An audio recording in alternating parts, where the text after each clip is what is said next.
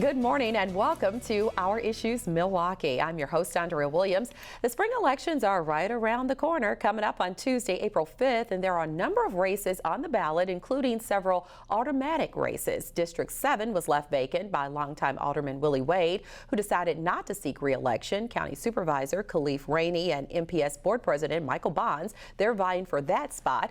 And District 2 was also left vacant after Joe Davis Sr. placed third in the primary elections for mayor. The two candidates running for that position are here today, Sherman Morton and Chevy Johnson. We'll start our conversation with Chevy. How are you? I'm doing very well. Thanks for having me. It's a pleasure to have you here. And most recently, you served the community through the mayor's office. So if you would, for everybody watching, tell us more about your background and what actually led you to wanting to be the alderman for District 2.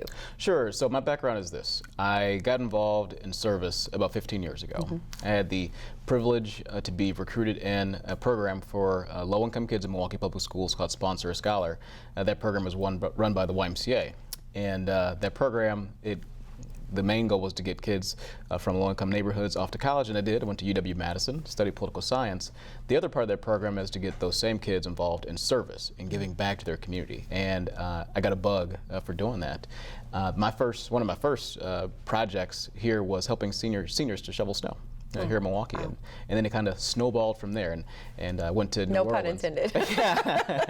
And then I went to New Orleans after Hurricane Katrina to help out down there. That was actually my first spring break when I was in college. I went to London to work with at-risk young people, went to South America to work to rehabilitate a school for children, went to New York to work for a nonprofit, and came back here to Milwaukee after college, and I worked with nonprofits and government. I worked with the Milwaukee Area Workforce and Investment Board, now Employ Milwaukee, working with young people trying to get involved in their first summer job, young people involved in the juvenile justice system trying to turn their lives around, adults trying to get back into the workforce after being laid off for some time. And these most recent years I've had the opportunity to work in the mayor's office. Mayor Barrett saw the work that I was doing in the community and recruited me to come into his office. And when I was in his office, I got the chance to serve not just District 2 that I'm running for, but the entire city.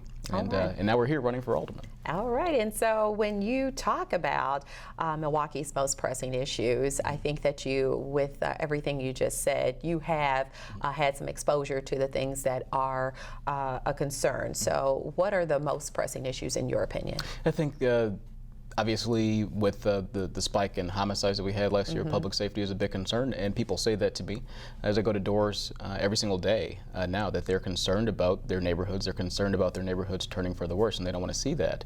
So that's one.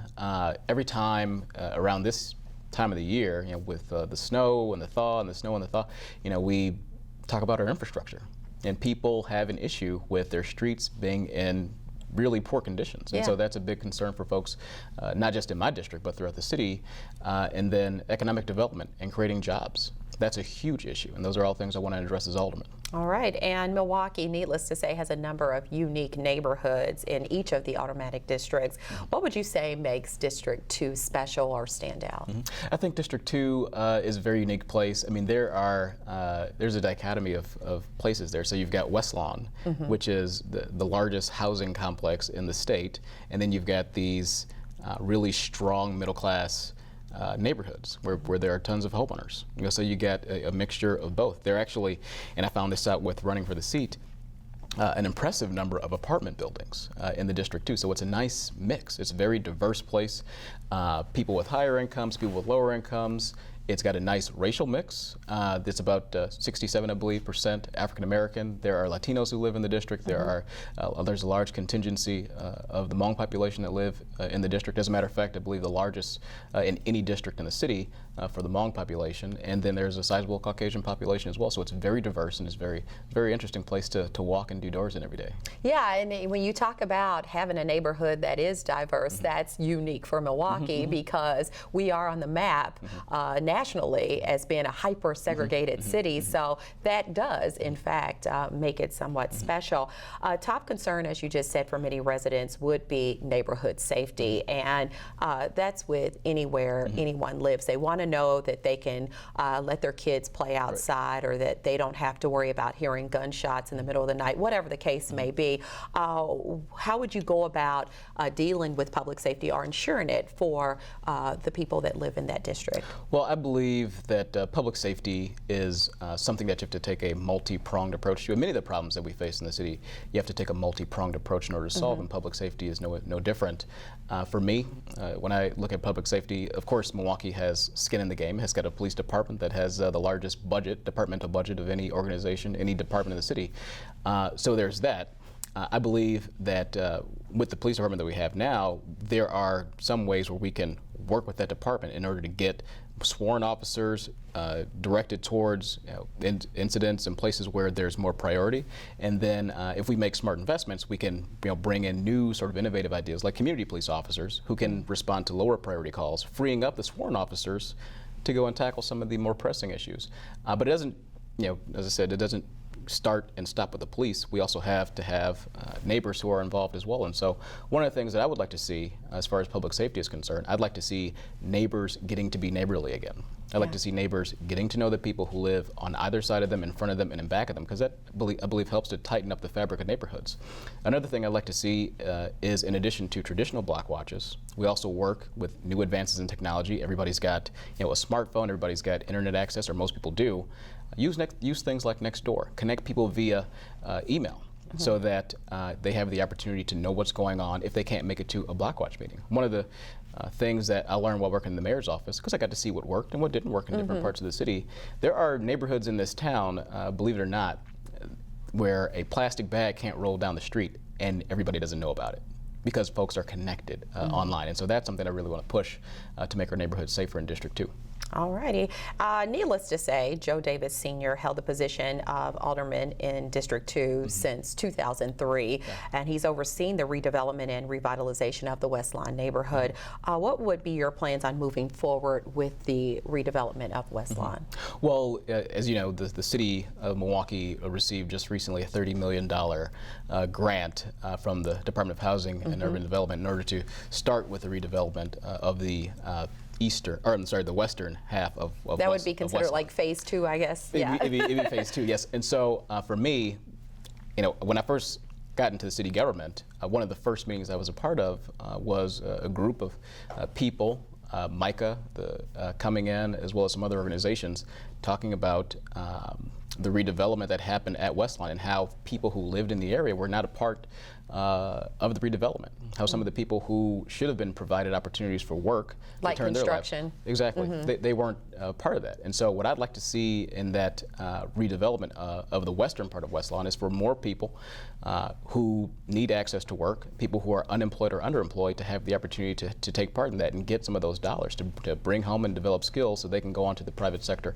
and continue work for themselves. Yeah, so economic development is important to every part of this city, needless to say. You have a number of great businesses in District 2, including Growing Power, that's right there on Silver Spring Drive, but there are also a few big businesses that have left the district. You had Lowe's, that was one time at Midtown on Capitol, and then you most recently see Walmart go, which had nothing to do with the neighborhood, so to speak. That was a decision corporately from Walmart. But when you see these type of businesses that really are there to make life easier for the residents in that area, especially the ones who don't have access to transportation, what are your thoughts on trying to bring business to those that have left and maintaining that?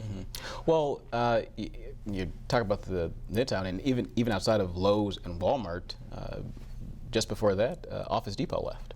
Yeah.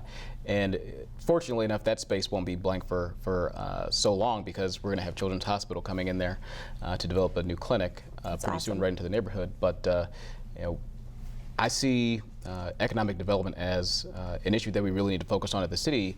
And with Walmart leaving and a place like Lowe's leaving, those are tremendous blows, because I mean, between the two, there's probably 500 or so jobs that have been lost in the area, and that's a big hit, especially for a neighborhood like the area around surrounding Midtown. But where we've had a loss there, I think it also presents an opportunity for us to look at some things that have happened in other places around the country when something like this has happened, because this won't be the first time that a Walmart has ever closed.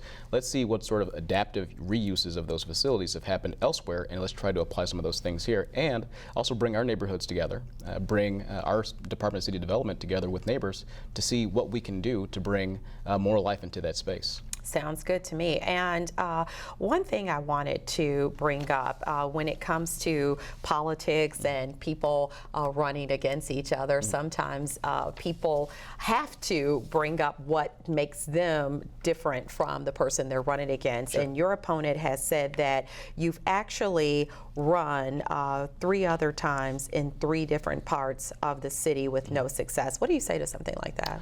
Well, you know, I got in this race in July of last year, and I've run an overwhelmingly positive, hard-working campaign where I've not leveled any personal attacks, any character assassination or anything like that against my opponent or anybody, even against his boss or anything.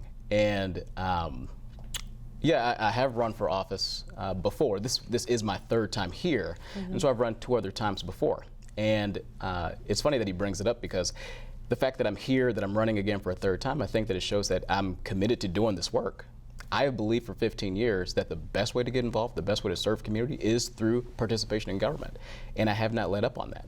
And funny that he mentions that because he actually got an endorsement from one of my former opponents who I beat in the primary election here, who, like me, this was his 3rd time running and in 3 different parts of the city. So if it's that big of an issue, then why do you accept the endorsement of one of the opponents who did the exact same thing? And for every place that I've run, including here in the 2nd district, I've actually lived in every area, unlike my opponent who does not live in the district at all. Interesting. So I thought it was something I thought that was a stipulation that you have to live in the district that you run for. You have to live in the district within 10 days of the election. Oh, I see. Very interesting. I'm learning things here. So when you talk about constituents, sometimes, you know, you have residents who are very concerned about being able to get in touch with the person who is going to be helping things get done in their neighborhood. So what do you envision, if elected, as your way to develop that relationship with the residents on being able to get in touch with you and get things done, and vice versa? Sure. Well, one of the things that I've told people from the jump, from when I first got started in this campaign last July, was I'm going to be here.